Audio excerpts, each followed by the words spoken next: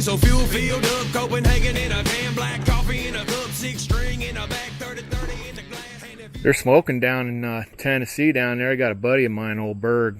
He's been doing some documenting down there. They got everything housed and they're in there smoking now. Really? Yep. Seems early. We don't do none of that up here. No. Would you do some of it maybe one time, or is that something that's feasible, or no? No, I think that the smoking part of it, for starters, their barns are built differently than ours. Their barns will have metal around the post at the base, and all their barns have metal siding because much like your smoker where you put your meat, you have to control the damper. So those barns have vents along the base. That's the damper. And then those barns have vents up top. You know how your smoker has a vent to let the smoke out? Yeah. And so you kind of control how much air goes in and how much smoke comes out, and that's how you make it happen. Well, I wouldn't know a thing about it. And those guys down there that do it, they learned it from their dad, who learned it from his dad, who learned it from his dad. You know, they're 5 generations deep of experience and practice. I wouldn't even know where to start with that. I understand that it's valuable, that tobacco's been smoked, that dark fire-cured tobacco. Can you touch base on the varieties? Because a lot of people are like confused of what variety of tobacco they grow, like down south, the Flue cured, how that differs from just straight here burley. In the burley belt, we have dozens of varieties of burley we can choose from. And that word burley is really a type of tobacco. This Connecticut wrapper leaf is another type of tobacco. I actually Googled this spring. That is type 31 burley tobacco. And there is if you Google that, you're going to find a USDA document from the early 1900s when they classified all this tobacco. Because the tobacco that is grown in different states for different purposes is a different type of tobacco. This Connecticut tobacco, I'm not real sure how to classify it, because when you read the description for type 51 Connecticut wrapper leaf, it says that it has to be grown in the Connecticut River Valley. So is it still type 51 Connecticut if it's grown in Kentucky?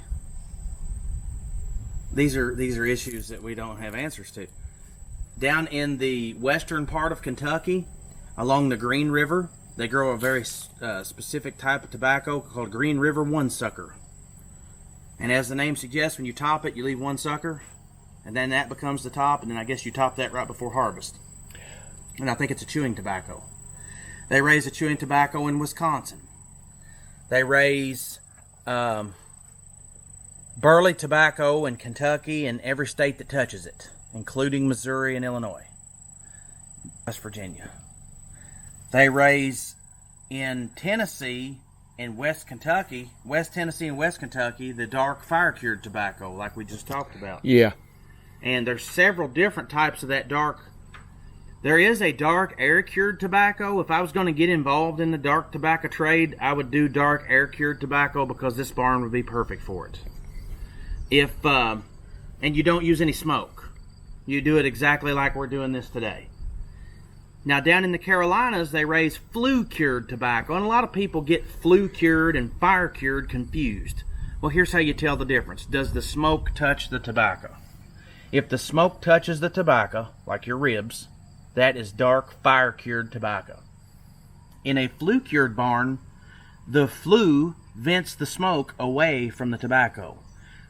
The heat is the only thing that's there.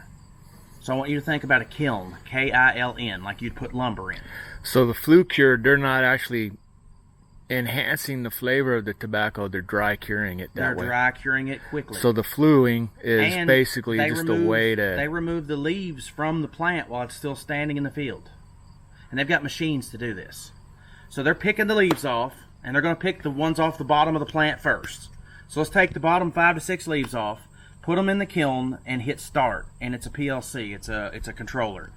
And it has a certain temperature for a certain number of hours, and then it steps down, then it steps down, and then it goes ding, fries are done. So in 3 days' time, they're unloading this thing. And then they go back to the field and pull some more off and stick it in there.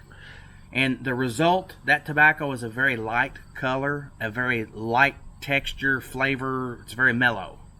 And that tobacco is intended for use in cigarettes. Our burley tobacco is stalk harvested and air cured. It's a much slower process. The end result is a darker leaf, richer flavor, aroma, stronger. If you want an American blended cigarette, you have to have both.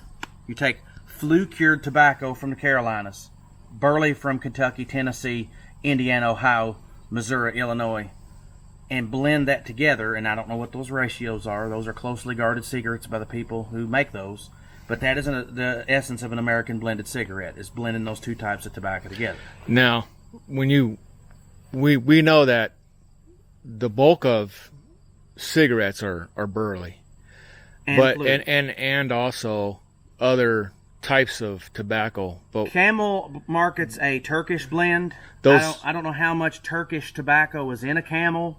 I would say that it's probably less than 10%. Yes. And tobacco farming in Turkey is much different than it is here. I believe they harvest just the leaves. Yeah. And the end product are little bitty leaves that are extremely dark and extremely strong. And I don't know, you might be able to find something on that on YouTube. Well, I think some of it they can take like that, like say burley, and put it through a process and call it something else. A lot of it would depend on how you harvest it and how you cure it. Yeah, like I think Perique, if I'm not mistaken, Perique is like goes through a process. They smoke it. Oh. And fire cure it or what have you, and then they call it Perique. Yeah, and I was watching a dude on YouTube, Doc Stogie Fresh, and he was visiting a cigar plantation in the Dominican Republic, I think. Yep. And they had the cured tobacco, and when they stripped it from the stalk, it was really high moisture, and they tied it in hands like we used to do our burley, and they stacked it up in a big pile. Well, by tomorrow, that pile was getting hot. And they rotate the piles. And they made a new pile. Yeah. And they said they'll come back tomorrow and do it again. And they do that for weeks. Yeah. And they do that over a process of like 2 years. And then they take it to another place, and then they store it for another couple years, and every once in a while. There's a whole lot of hand labor involved. Yeah. And that's why it's leaf by leaf. That's why it's occurring in a place where labor is inexpensive, or much less expensive than here. You ready to send this guy to the top? Let's do it to it.